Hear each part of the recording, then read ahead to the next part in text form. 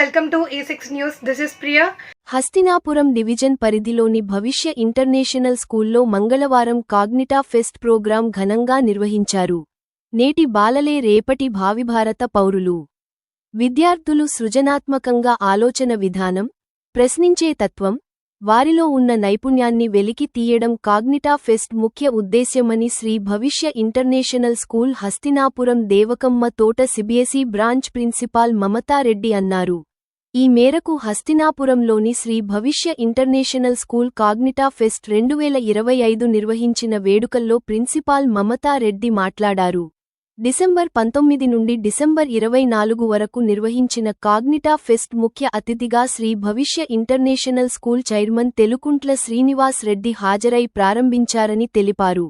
ఇంతకు ముందు చేసినట్టుగా ఇది సైన్స్ ఫెయిర్ లాంటి ప్రోగ్రాం కాదని, అందుకు ప్రజెంటేషన్, ఏకపాత్రాభినయం, కథలు, భాష నైపుణ్యాలు, ప్రాజెక్టు ప్రజెంటేషన్, రీసెర్చ్ వంటి పలు రకాల ప్రోగ్రామ్స్ను కాగ్నిటా ఫెస్ట్లో చూపించడం జరుగుతుందని తెలిపారు.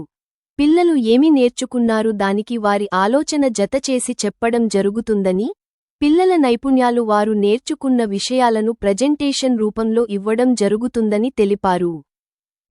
Thank you so much for visiting Sri Bhavishya Cognita Fest presentation program. First of all, through this media, I would like to say a big thank to all my dear parents for making this program a very big success story. Cognita Fest is not అంటే ఇది జనరల్గా అందరూ every year మేము చేసినట్టుగా it's not just only academic show or science fair కాదు. ఇందులో science ఉంది, math ఉంది, ఇంగ్లీష్ ఉంది, తెలుగు ఉంది, హిందీ ఉంది, అండ్ ఇంజనీరింగ్ ఉంది, రోబోటిక్స్ ఉంది. అన్ని రకాల సబ్జెక్ట్స్ అన్నీ కూడా కలిపి ప్రజెంటేషన్ ఇవ్వడం ఉంది. అండ్ ఇక్కడ డెకరేషన్స్ అండ్ ఇంటర్నల్ కాంపిటీషన్స్ మాత్రమే కాకుండా మెయిన్లీ పిల్లలు ఎలా ఆలోచిస్తారు, ఎలా క్వశ్చన్ చేస్తారు, ఆ క్వశ్చన్ని ఎలా అప్లై చేస్తారు, అది రియల్ లైఫ్కి ఎలా ఇంపాక్ట్ అయి ఉంటుంది, లింక్ అయి ఉంటుంది అనేది ఇందులో చూపించడం జరుగుతుంది.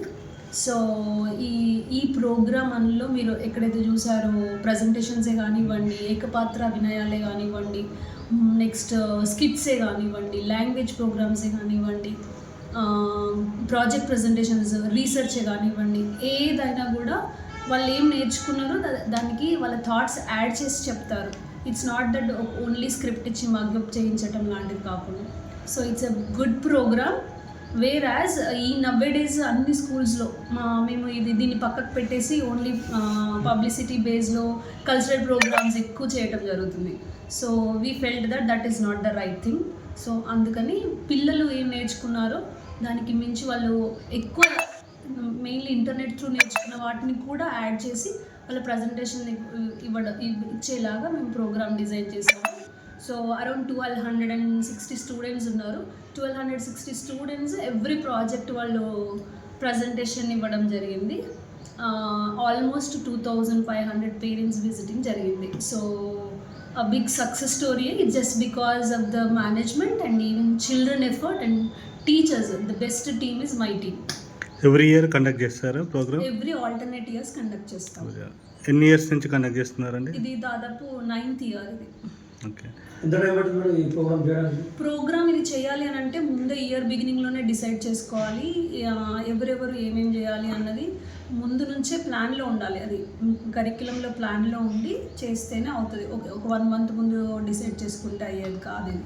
ఏవే క్లాసెస్ స్టూడెంట్స్ పార్టిసిపేట్ చేస్తున్నారు? క్లాస్ 1 నుంచి క్లాస్ 9th వరకు పార్టిసిపేట్ చేస్తున్నారు.